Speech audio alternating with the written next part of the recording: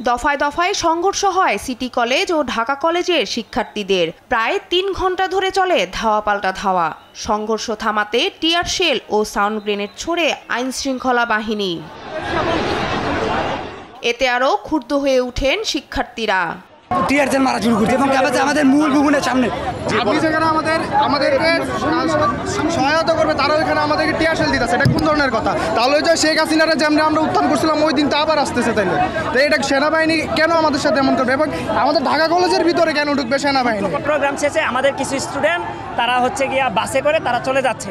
তো যখন তারা সিটি কলেজের সামনে অবস্থান করছিল বাসটা, হঠাৎ করে কিছু দুষ্কৃতকারী কিছু সিটি কলেজের কিছু স্টুডেন্ট তারা বাসের উপর আক্রমণ করে।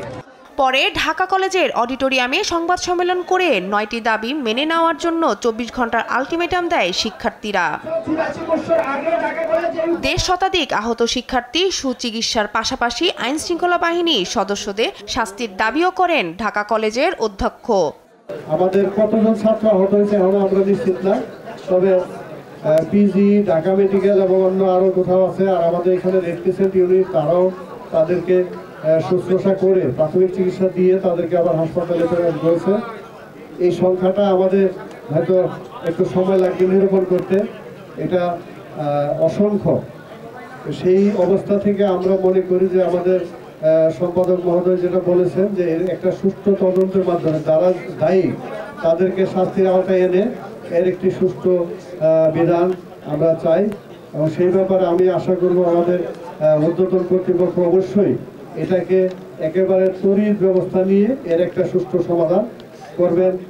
ঢাকা কলেজের ১৮৪তম প্রতিষ্ঠাবার্ষিকীতে এমন ঘটনায় স্বৈরাচারের দোসরদের দায়ী করেন তিনি। ঢাকা কলেজের ১৮৪তম প্রতিষ্ঠাবার্ষিকীতে হামলা করে বর্তমান সরকারকে ব্যর্থ করার পরিকল্পনা করা হয়েছে, যাতে সরাসরি সিটি কলেজ ও পুলিশ এই কাজে জড়িত ছিল।